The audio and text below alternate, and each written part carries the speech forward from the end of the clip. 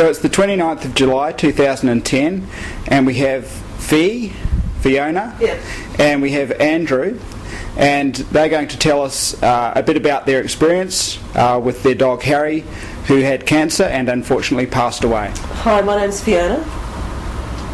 My name's Andrew.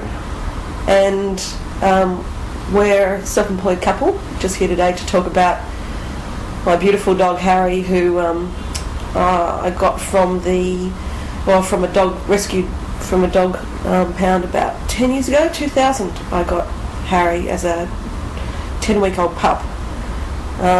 He was a healer cross German Shepherd, although the vets thought he was a bit of a greyhound in him.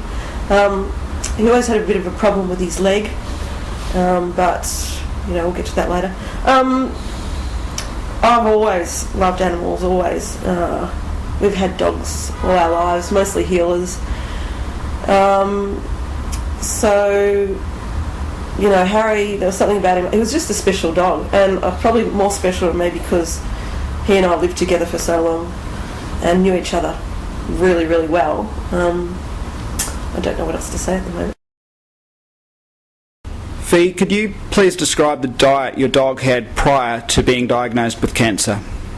Prior to Harry having cancer, he would have a tin every now and then, like a dog tin. I would say get up in the morning and he'd have a piece of toast and butter, maybe a few biscuits or a bone during the day. Dinner time, mainly to save money, is we'd cook up a big pot of vegetables, leftover veggies and pasta, and we'd put sometimes mince or pet mince in it, mix it up, and it became like this big stew. Always he had natural food. As I said, very rarely I would give him anything, tins, really. So, just very healthy stuff. Fee, what kind of cancer did your dog have, and how did you come to realise that he had cancer? Harry had a lot of problems with his joints at the back, in his back leg, and from the time he pretty much was a puppy, I'd have to take him to a chiropractor so he could get the joint put back in to the pelvic bone.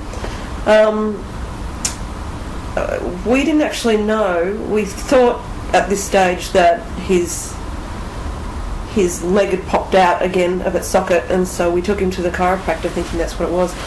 Our chiropractor said the joint was actually in, and because the muscle was so stiff, and he assumed that it was cancer. Having all his life worked with dogs, he should know. So there was definitely a difference. It was just the leg was tight, the muscle was just tight and so we took him to the vet, and they did an X-ray, and they said under anaesthetic he just couldn't move that leg. It was just tight as. It was the type of cancer where it was quite aggressive and invasive, and all the tentacles would wrap themselves around the muscle and actually restrict the leg from moving. So he had it through his whole bottom, down his thigh, and just to his knee. Fee, how did you treat the cancer? When we found out Harry had the cancer, he was about 7 years of age.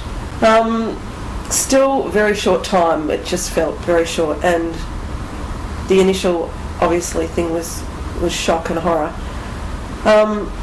The specialists offered radiation and chemotherapy, and they also offered to take his whole leg off, but they were unsure whether the surgeons would take off take off his leg, because it was such a severe aggressive, the whole leg was full of it. I decided against the radiotherapy because it was suggested that it wouldn't work by the specialists themselves. Chemotherapy did work on some dogs and not on others. Success rate there wasn't that great either. Still being in shock, I just said, I'm not doing anything, I'm going home, I'm going to think about it, definitely not taking off his leg. I wouldn't do that to myself, I wouldn't do it to Harry either. So within a couple of days, I went back to the vet to talk to him about what my decision was, and he said he'd had other clients who's actually had the legs gone off the dog or taken the leg off the dog, and he thought I'd made the right decision because their quality of life just wasn't the same. He was given a disc of A World Without Cancer from another customer or client, and she'd actually cured her dog, I think it was a Maltese, that had numerous tumours in its stomach, and the dog was still alive after 3 or 4 years. At this stage, we just decided, well, we've got nothing to lose, nothing at all. Harry was listless and, it didn't look like he was going to last. As I said before, they gave me a 3 to 6 month period that he'd live, and looking at him, he was so listless, I thought there is no way he's going to live past 3 months. He wouldn't get up off the couch, he wouldn't move, he wouldn't eat, drink, anything, and the eyes went glazy. So my vet suggested the B17, the Adcock kernels. I'd never heard anything about it, and he didn't know whether it worked or not either. He just said that a client of his had done this. So we both went into this quite blindly. I went home and just got on the internet, and luckily for me, my vet did as well, so we both studied up, and I ordered the Adcock kernels off the internet, and within about 2 or 3 days we got them, and put him on them straight away. It was really trial and error.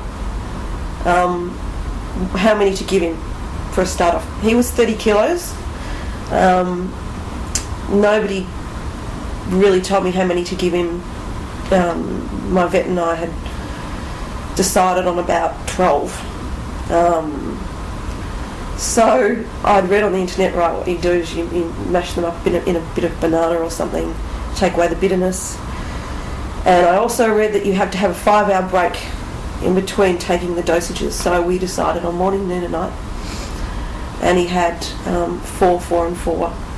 So we'd get our little coffee grinder or spice grinder and grind them up, and then sprinkle them in the banana and mash it, and just get a spoon and shove it down his throat. He hated it, and he'd try and vomit them back up, and you could grab his nose and rub his throat so he'd swallow.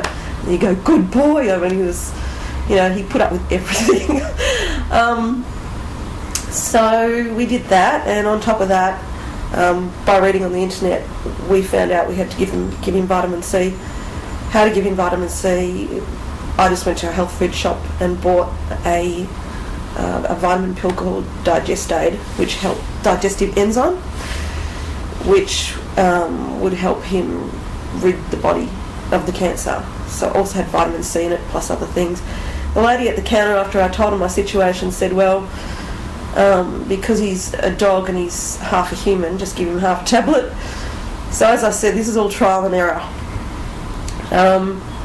We cut the meat, any protein, egg, cheese, everything out of his diet. We were sitting there thinking, what can we give him? So we had Mum's brew with the vegetables and the pasta, and we ended up finding from the supermarket a stock cube called, is it Massel? I think it's Massel, which is got no animal products in it. It's like a vegetarian stock cube. So for flavour we added that in, and we mash it up, and then we'd spoon feed him. If he ate a little bit, that was great.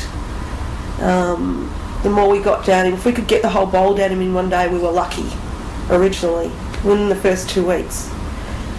It was really, really tough. But as I said, he put up with it. Sometimes he'd spit it out. But he'd sit on the couch and you'd take the bowl over and you'd get your spoon and you'd tell him he's a good boy. By the end of the day, if that bowl of vegetables and pasta was gone, we were really, really happy.